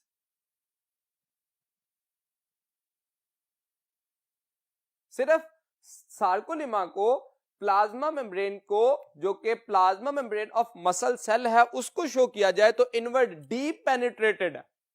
जैसे मसल एक सिलेंड्रिकल स्ट्रक्चर था और उसमें इनर साइड पे टी ट्यूब्यूल यहां से भी होंगी, इस साइड से भी होंगी, इस साइड से भी, इस साइड से भी। हमने सिर्फ क्रॉस सेक्शन से एक साइड की टी ट्यूब्यूल को देखा है जो कि डाउनवर्ड पेनिट्रेटेड, वर्टिकली प्लेस्ड। इन टी ट्यूब्यूल्स का जो थाउजेंड्स ऑफ टी ट्यूब्यूल का एक कंप्लीट सिस्टम बन जाता है एक पूरे मसल सेल में, उसको नाम दिया जाता है टी सिस्टम। और जैसे ही इस टी ट्यूब्यूल के सराउंडिंग में एडजेसेंट साइड पर जो सार्कोप्लाज्मिक रेटिकुलम होता है उसके टर्मिनल पोर्शन को कंसीडर किया जाता है, तो that will be considered as triad. I will explain in this manner. अगर हम सिर्फ adjacent part of the sarcoplasmic reticulum consider करें, अगर हम cisternae of the sarcoplasmic reticulum के एडजेसेंट पार्ट को सिर्फ कंसीडर करें, तो ये कलेक्टिवली हिस्सा क्या कहलाएगा? ट्रायड। तो ट्रायड क्या होता है? That is T tubule and terminal portion of adjacent envelope of sarcoplasmic reticulum. यहां पे ये भी इंपॉर्टेंट है कि सार्कोप्लाज्मिक रेटिकुलम बाकी एंडोप्लाज्मिक रेटिकुलम से किस तरह से डिफरेंट है। तो हम ये बात जानते हैं, sarcoplasmic is actually a smooth endoplasmic reticulum according to its structure, because it has no ribosome on its surface. लेकिन इसका स्मूथ एंडोप्लाज्मिक रेटिकुलम से भी एक यूनिक कैरेक्टर है, इसके पास मसल के स्मूथ एंडोप्लाज्मिक रेटिकुलम के पास large amount of calcium ion मौजूद होता है, जिस वजह से इसको सार्कोप्लाज्मिक रेटिकुलम से डिफरेंशिएट किया जा सकता है स्मूथ एंडोप्लाज्मिक रेटिकुलम को। इस सारे प्रोसेस को अगर हम एक फ्लो चार्ट में एक्सप्लेन करना चाहें कि how a motor neuron send a nerve impulse for the formation of cross bridges, तो इस प्रोसेस में हम कहते हैं कि मोटर न्यूरॉन जो कि सोमैटिक नर्वस सिस्टम से आएगी, जो कि वॉलंटरी एक्शन के लिए रिस्पॉन्सिबल है, that will responsible to send the nerve impulse towards the neuromuscular junction. अब मोटर न्यूरॉन से नर्व इंपल्स न्यूरोमस्कुलर जंक्शन की तरफ आया, तो इस न्यूरोमस्कुलर जंक्शन से साइनेप्स के जरिए मैसेज को ट्रांसफर किया गया सार्कोलिमा की तरफ। Now sarcolemma will responsible to send the message towards T tubule. Sarcolemma will contain the receptors which were responsible to identify the signal which was transferred from the motor neuron. T tubule से sarcoplasmic reticulum की तरफ, that sarcoplasmic reticulum is responsible for release of calcium into the sarcoplasm, that was the cytoplasm of muscle cell. जैसे ही calcium ion release होगा, that free calcium in the sarcoplasm will bind with the subunit of troponin, और जैसे ही troponin के साथ bind किया, so displacement of troponin and tropomyosin. तो पहले डिस्प्लेसमेंट ट्रोपोनिन की होगी, फिर ट्रोपोमायोसिन की डिस्प्लेसमेंट होगी, ताकि जो एक्टिव साइट ऑफ एक्टिन है उसकी एक्सपोजर हो जाए। जैसे ही बाइंडिंग साइट, या उसको हम एक्टिव साइट ऑफ एक्टिन का नाम देते हैं, एक्सपोज होती है, तो अटैचमेंट ऑफ क्रॉस ब्रिजेस हो जाते हैं। Now after the attachment of cross bridges, that will responsible for the formation of the particular contracted muscle. तो मसल अपना साइज रिड्यूस कर देगा, कॉन्ट्रैक्ट हो जाएगा बाय हाइड्रोलिसिस ऑफ एटीपी और other sources of energy. Now to determine the process, we will move towards the next board.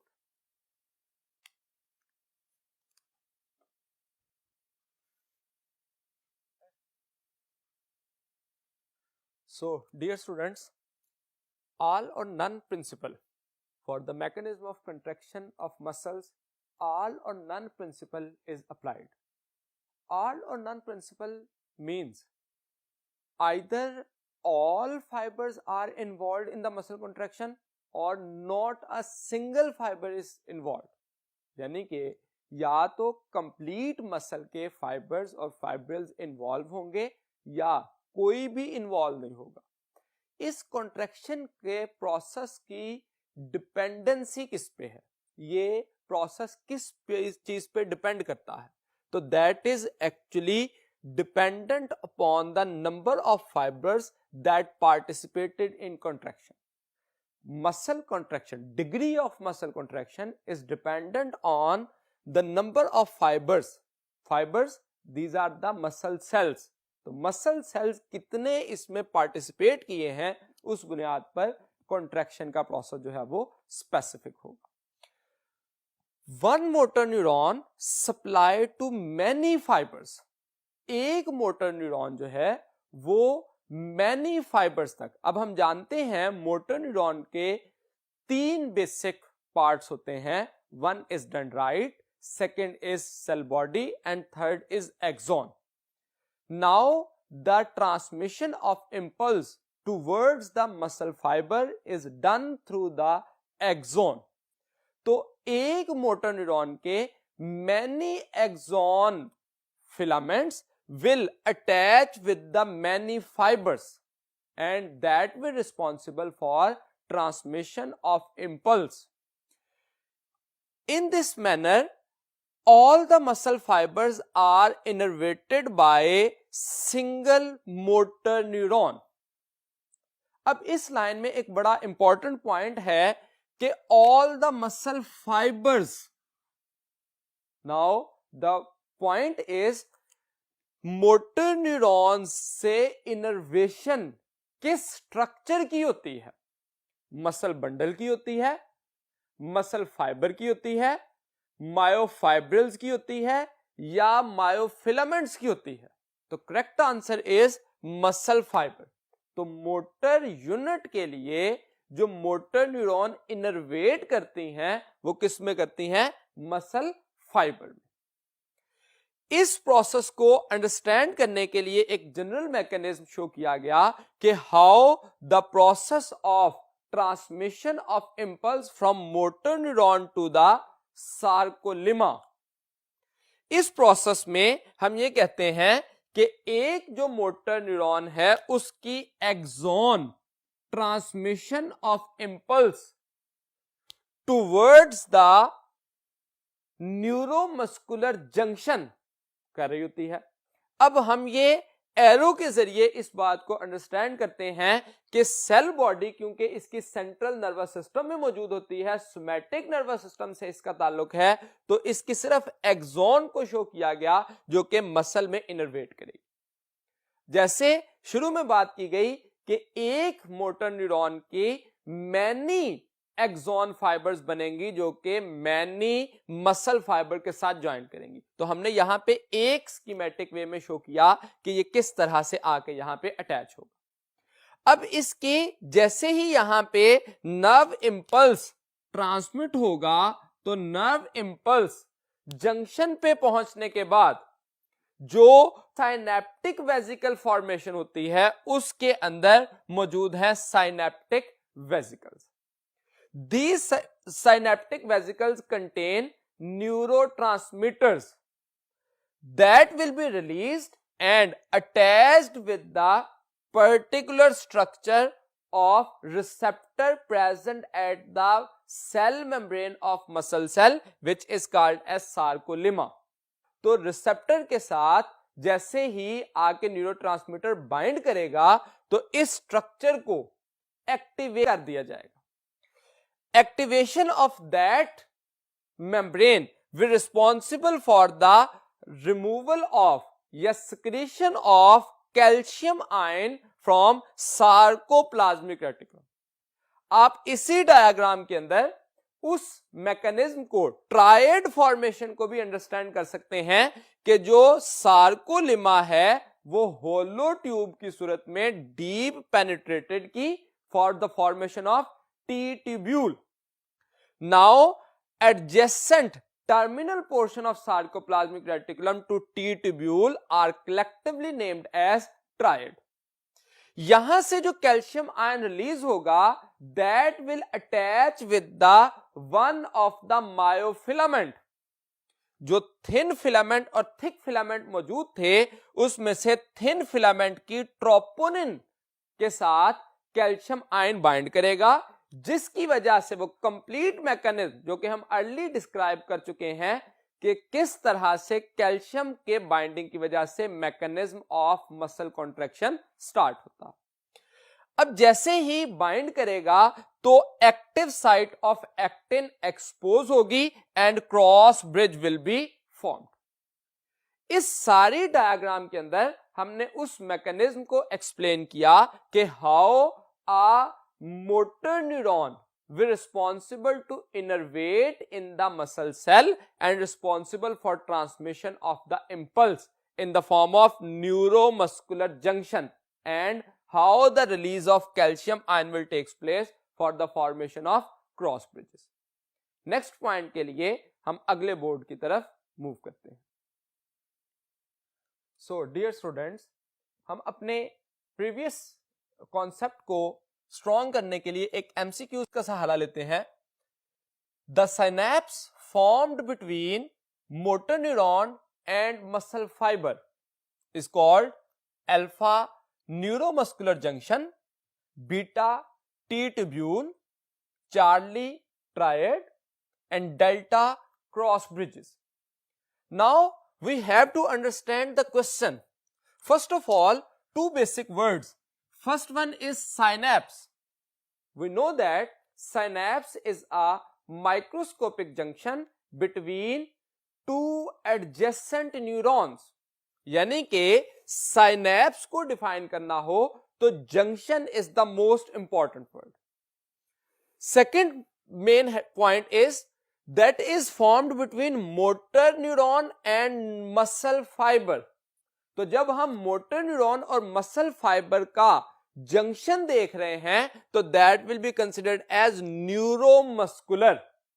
तो हम अपने इस क्वेश्चन को पढ़ने से ही आंसर की तरफ पहुंच सकते हैं कि राइट ऑप्शन न्यूरोमस्कुलर जंक्शन है। लेकिन हमें बाकी आंसर्स को भी, बाकी जो ऑप्शंस हैं उसको भी देखना है कि व्हाई दे आर रॉन्ग। जैसे टी ट्यूब्यूल की बात करें तो that is not a junction, that is basically penetration of sarcolemma. जब sarcolemma cell membrane of the muscle cell is penetrated inward, that will be called as T tubule. And again, the additional point is triad. When T tubule have adjacent sarcoplasmic reticulum, एक T tubule के दोनों तरफ में terminal portion of sarcoplasmic reticulum जो होते हैं उनको collectively नाम दिया जाता है T tubule. And delta option is cross bridge. Cross bridge is not formed outside the cell membrane, that is formed inside the muscle fiber, that is formed between the actin and myosin. So we can determine the right option as alpha neuromuscular junction. Now we can move towards our next point, energy for muscle contraction. When we talk about energy for muscle contraction, so we have to determine either we are discussing about normal conditions or stressful conditions. Normal conditions are our usual activities, but stressful conditions may be highly metabolic activities, may be during the strenuous exercise or other stressful conditions. when we talk about the energy during normal condition, that will be provided by stored glycogen in the cell. तो जो cell के अंदर glycogen stored होती है उसको break down किया जाता है ग्लूकोज में, और इसके लिए हम जानते हैं हमारी बॉडी में एक हार्मोन प्रोड्यूस होता है that is called as glucagon, जो कि इस प्रोसेस को फैसिलिटेट करता है, इस एंजाइमेटिक रिएक्शन को जिसमें ग्लाइकोजन ग्लूकोज में कन्वर्ट होता है। और फिर ग्लूकोज एरोबिक ब्रेकडाउन यानी कि glycolysis and related processes, glucose will be converted into, will be responsible for the formation of ATP by aerobic breakdown. If we talk about stressful conditions, so during stressful condition, two basic components are utilized. Firstly, creatine phosphate, which is stored in the sarcoplasm of muscle, is readily used for the formation of ATP. And secondly, during uncomfortable conditions, during stressful conditions, or during the under harmful conditions, glucose is responsible to convert into lactic acid, that is also considered as lactic acid fermentation. और इस lactic acid fermentation के process को generally हम नाम देते हैं anaerobic breakdown. जैसे ही हमारी बॉडी में लैक्टिक एसिड अक्युमुलेट हो जाता है तो that lactic acid can be used to convert into ATP, और उसके लिए जो प्रोसेस इस्तेमाल किया जाता है, इस लैक्टिक एसिड को कन्वर्ट किया जाता है एरोबिकली, ब्रोकन डाउन एरोबिकली, और उसमें से कितना 20%, 1/5 और 20% lactic acid is broken down aerobically to form glucose, which is actually 80%, remaining 4/5। तो जो रिमेनिंग 4/5 है लैक्टिक एसिड, वो कन्वर्ट हो जाएगा ग्लूकोज में, और फिर वो ग्लूकोज एरोबिकली इस्तेमाल किया जा सकेगा for the synthesis of ATP. ये प्रोसेस जो कि लैक्टिक एसिड बॉडी में अक्युमुलेट हुआ होता है, एक्चुअली लैक्टिक एसिड फर्मेंटेशन होती किस वजह से है? स्ट्रेसफुल कंडीशन की वजह से। लेकिन इस लैक्टिक एसिड को इस प्रोसेस के जरिए एटीपी बनाने में इस्तेमाल करने के लिए लिवर एक मेन रोल प्ले करता है। अगर इस एनर्जी के रिलेटेड प्रोसेस को अंडरस्टैंड करने के लिए हम एक एमसीक्यू देखें, when more energy is required in muscle, energy produced by dash as secondary source. Options हैं alpha glucose, beta fructose, Charlie creatine phosphate and delta lactic acid. तो इनमें से जो राइट ऑप्शन है दैट इज क्रिएटिन फॉस्फेट, जो कि as a secondary source और stressful condition में फॉरन एनर्जी सप्लाई करता है। Glucose and fructose, these are actually isomer to each other. तो ग्लूकोज जो है वो डायरेक्टली एनर्जी एटीपी की सूरत में नॉर्मल कंडीशंस में प्रोवाइड करेगा। इसी सूरत में लैक्टिक एसिड की अगर बात करें तो that is responsible to convert aerobically broken down to form the glucose after a series of chemical reactions. So glucose and fructose and lactic acid cannot be the answer as secondary source. Creatine phosphate is a secondary source when more energy is required to the cell. Remaining part को समझने के लिए हम अपने next point की तरफ चलते हैं जी। तो नेक्स्ट पॉइंट है जी effect of exercise on muscle. जैसा कि अगर आप अपनी बुक में देखिए चैप्टर नंबर 16 में जो येलो बॉक्स दिया गया है उसमें ये सारी इंफॉर्मेशन दी गई है effect of exercise on muscle.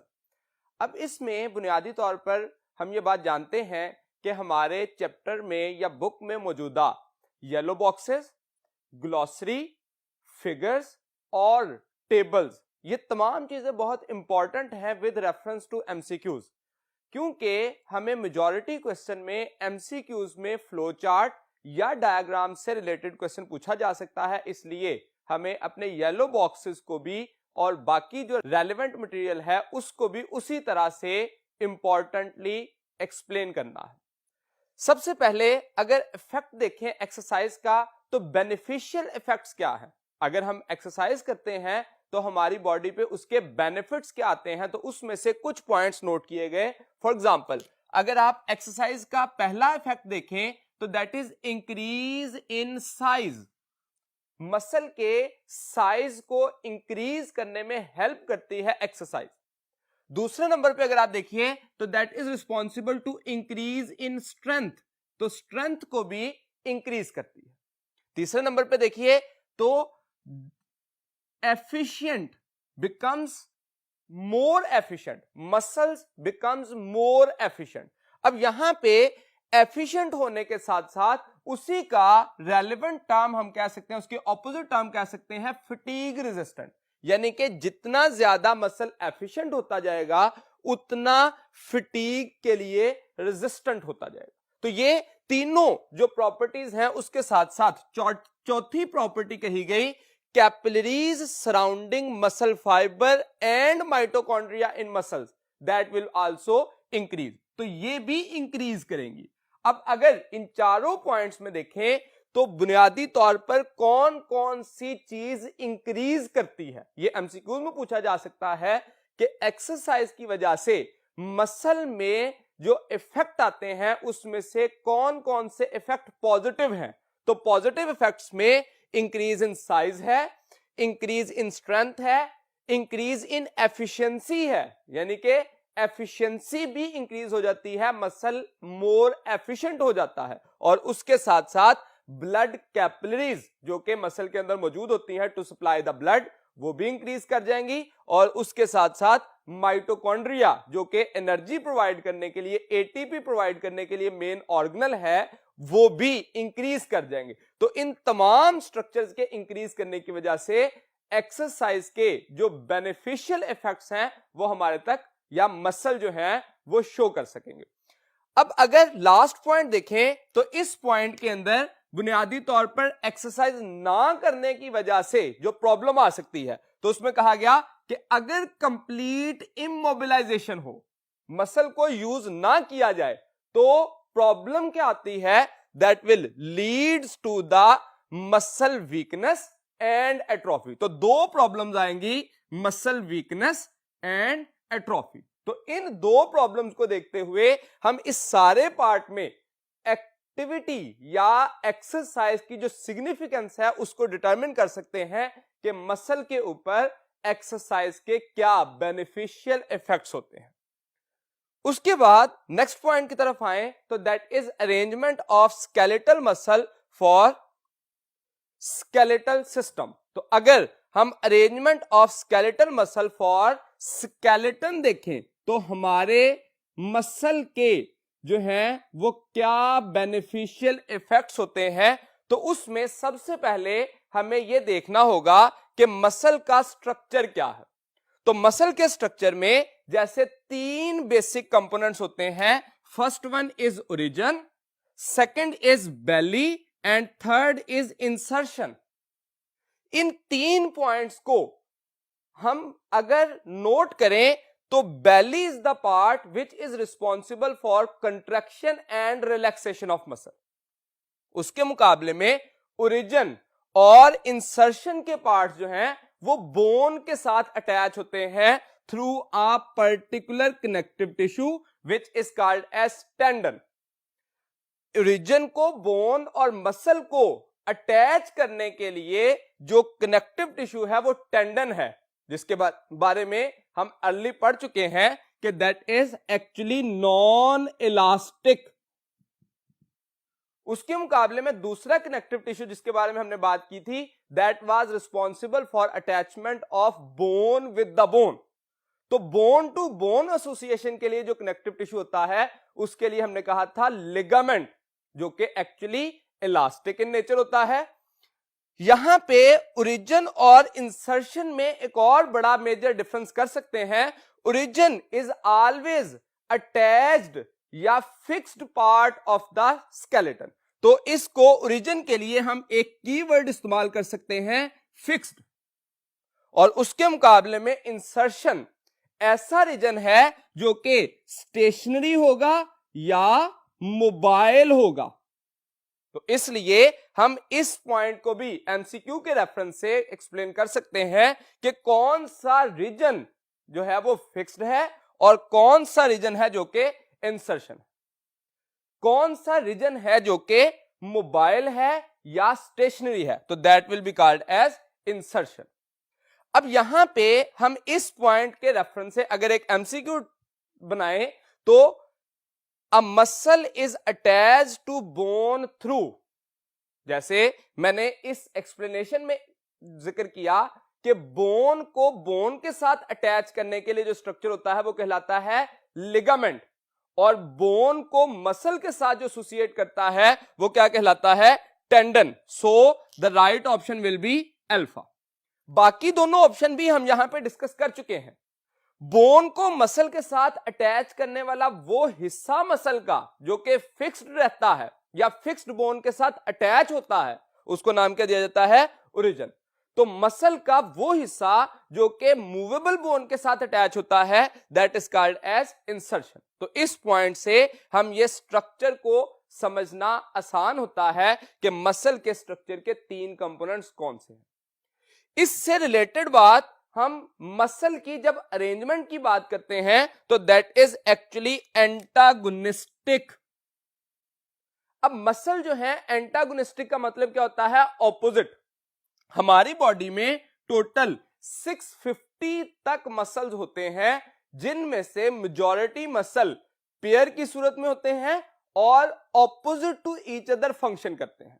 Opposite to each other का मतलब क्या है, हम एग्जांपल के तौर पर अगर देखें bicep and tricep, they are antagonistic to each other, मतलब according to their function they are opposite to each other.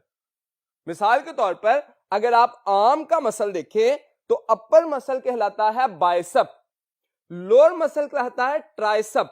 अब इसमें से जब हम अपनी आर्म को मूव करते हैं तो अपर जो बाइसेप है जिस वक्त कॉन्ट्रैक्ट कर रहा है तो लोअर क्या कर रहा है, relax. When bicep is contracted the tricep will be relaxed. तो इसका मतलब ये दोनों एक दूसरे के ऑपोजिट है। जिस वक्त हम इसके उलट देखें, जब हम अपनी आर्म को स्ट्रेट करते हैं तो बाइसेप जो है वो क्या हो गया, रिलैक्स हो गया, और ट्राइसेप क्या हो गया, कॉन्ट्रैक्ट हो गया। तो इसका मतलब both functionally, both muscles are functionally opposite to each other. इस फिनोमिना को नाम क्या दिया जाता है, एंटागोनिज्म। अगर हम इस सारी जो बहस है उसको कंक्लूड करें तो हम ये कहना चाह रहे हैं कि muscles are arranged antagonistic to each other. अब मसल्स की टाइप्स को, क्योंकि हम अपने इस पूरे लेक्चर के अंदर स्केलेटल मसल को एक्सप्लेन कर चुके हैं, तो जो की प्रॉपर्टीज हैं स्केलेटल मसल की, उनको जानने के लिए चलते हैं नेक्स्ट बोर्ड की तरफ। जी तो स्टूडेंट्स, आप इस बोर्ड के ऊपर देख सकते हैं कि हमने टाइप्स ऑफ मसल की हेडिंग दी। एक्चुअली हमारा कंसर्न किससे है, स्केलेटल मसल से, लेकिन हम स्केलेटल मसल्स की जो मेन प्रॉपर्टीज हैं उनको कंपेयर करते हैं ताकि एमसीक्यू के रेफरेंस से हम आसानी से बाकी जो प्रॉपर्टीज हैं उनको भी कैरेक्टराइज कर सकें। यहां पे जो मुख्तलिफ प्रॉपर्टीज दी गई, सबसे पहली प्रॉपर्टी जो डिस्कस की गई that is appearance.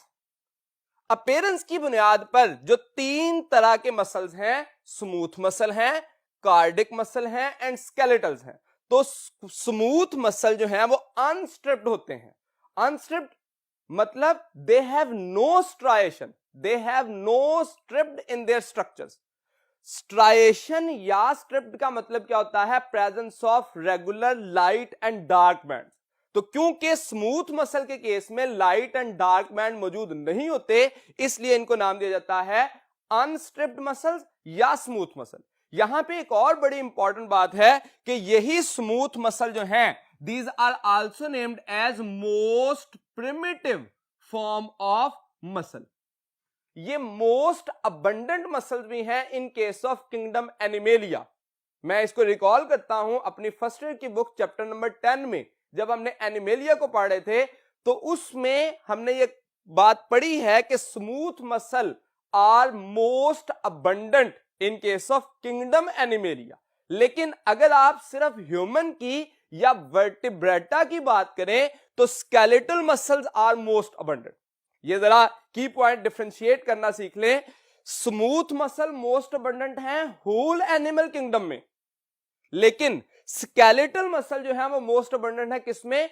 Only in case of vertebrata और इन केस ऑफ ह्यूमन, क्योंकि वर्टिब्रेटा में ही स्केलेटन मौजूद है ना। इनवर्टिब्रेट के केस में बोन्स नहीं थी, तो वहां पे स्मूथ मसल ज्यादा थे। लेकिन जब वर्टिब्रेटा में स्केलेटन बन गया तो स्केलेटल मसल जो है उनकी तादाद ज्यादा होगी। खैर, हम अपीयरेंस की बेस पे कर रहे थे। अनस्ट्रिप्ड हमने कहा नो स्ट्राइएशन। कार्डिक मसल्स में स्ट्राइएशन मौजूद है बट इर्रेगुलर। क्यों इर्रेगुलर हैं? क्योंकि यहां पे ब्रांचेस आ गई थी। जब ब्रांचेस आएंगी तो वो जो striation regular light and dark band show होने थे वो irregular light and dark band की सूरत में शो होंगे। लेकिन उसके मुकाबले में जो स्केलेटल मसल हैं they have regular light and dark band, so they are considered as regular striped muscles या रेगुलर स्ट्रिप्स इनमें अपीयर होंगी। दूसरी प्रॉपर्टी की तरफ आए तो that is about their cell shape. अब सेल शेप जो है, सेल की मॉर्फोलॉजी क्या है? तो स्मूथ मसल के केस में हम कहते हैं ये स्पिंडल होते हैं, कार्डिक में चेन ऑफ सेल होते हैं। चेन ऑफ सेल मतलब सेल्स की एक लॉन्ग चेन मौजूद होती है, और उसके मुकाबले में जो स्केलेटल हैं दीज आर साइलेंड्रिकल और स्पिंडल। अब यहां पे ये इंपॉर्टेंट पॉइंट है कि ये सिलेंड्रिकल भी हो सकते हैं या स्पिंडल भी हो सकते हैं। तो दोनों सूरतों में ये कंपैरिजन जो है हमारी बुक के अंदर जो एक स्मूथ मसल के ऊपर टेबल दिया गया है उसमें इस कंपैरिजन को करने की कोशिश की गई, जिसमें से एमसीक्यूज बहुत ज्यादा हद तक पूछे जाते हैं। तीसरे पॉइंट की तरफ आइए तो that is number of nuclei. एक सेल के अंदर न्यूक्लियस कितने होते हैं? यूनिन्यूक्लिएटेड होता है सेल या मल्टी न्यूक्लिएटेड होता है? तो यहां पे स्मूथ मसल के केस में हम आसानी से कह सकते हैं दीज आर 1 पर सेल। एक सेल के अंदर एक न्यूक्लियस होता है।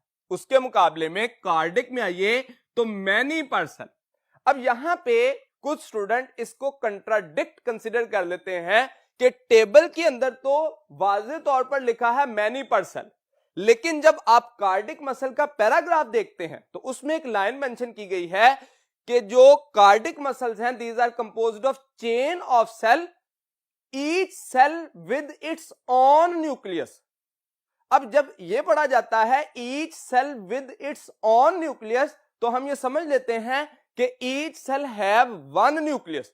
लेकिन ये याद रखिएगा cardiac muscle are multinucleated, many nuclei per cell.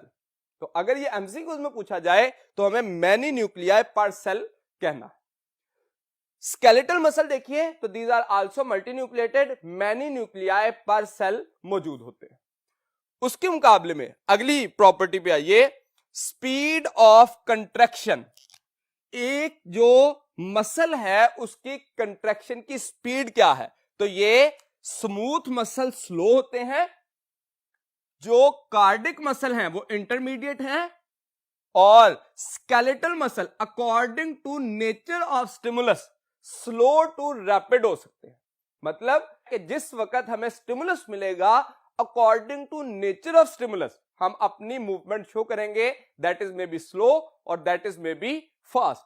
लेकिन स्मूथ मसल स्लो करेंगे। मिसाल के तौर पर डाइजेस्टिव ट्रैक में देखिए, हम खाना खाते हैं, आप जितनी मर्जी स्पीड से खाना खाएं या जितनी मर्जी स्लो स्पीड से खाना खाएं, जो मूवमेंट गैस्ट्रोइंटेस्टाइनल ट्रैक में होनी है वो अपनी स्पीड जो है उसको मेंटेन रखेगा। तो इसको स्लो कहा जाता है, ये इंटरमीडिएट कंसीडर किए जाते हैं, और स्केलेटल मसल वेरिएबल स्पीड है शो करते हैं, slow to rapid. Next property की तरफ आइए, तो that is contraction caused by. जो इनकी कंट्रैक्शन है उसके लिए काज क्या है? तो इसकी जो स्मूथ मसल्स हैं, these are spontaneous.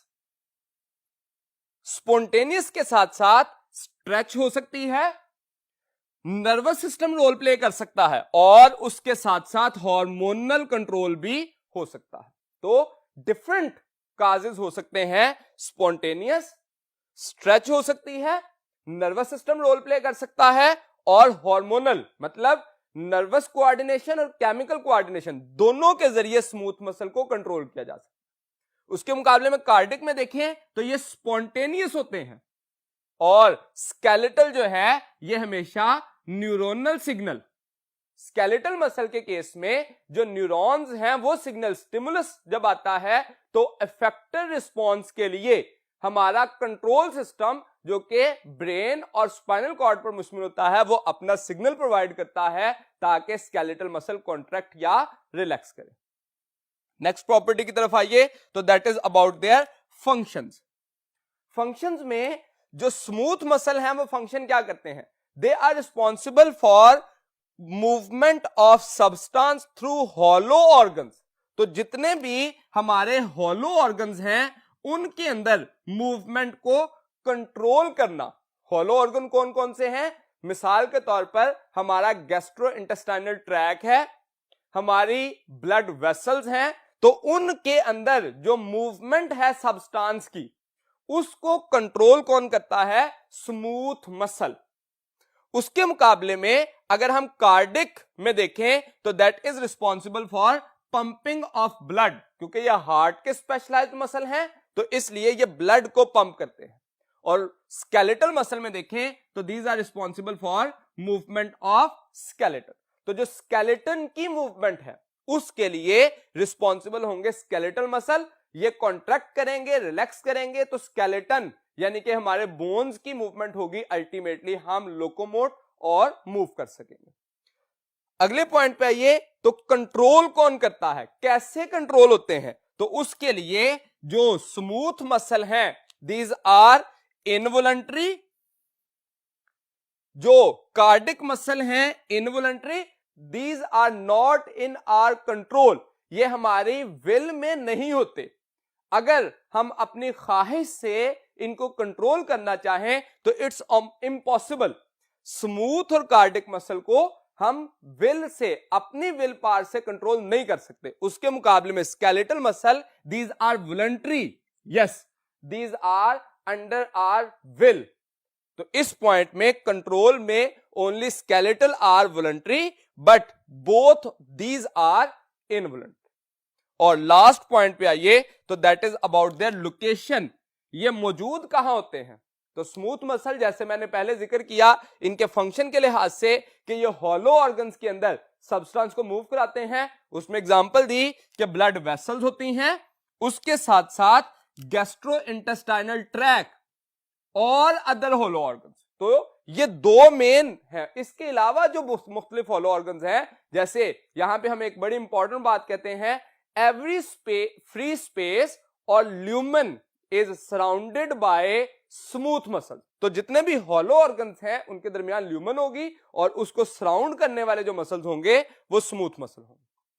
Cardiac muscle specialised for the heart, ये हार्ट में होंगे, और स्केलेटल मसल जो हैं these are attached to the skeleton, ये हमेशा स्केलेटन के साथ एसोसिएटेड होंगे। तो इस कंपैरिजन में हम मेजॉरिटी पॉइंट्स को एमसीक्यू के लिए इंपॉर्टेंट कंसीडर कर सकते हैं with reference to comparison as well as differences. तो जी स्टूडेंट्स, यहां तक हमारा आज का लेक्चर कंप्लीट हुआ। इस लेक्चर में हमने मसल्स एंड मूवमेंट के बारे में पढ़ा, जिसमें हमने स्पेशली स्केलेटल मसल की एक्सप्लेनेशन देखी। उम्मीद है कि आप इस लेक्चर को समझने में कामयाब हुए होंगे। अल्लाह हाफिज।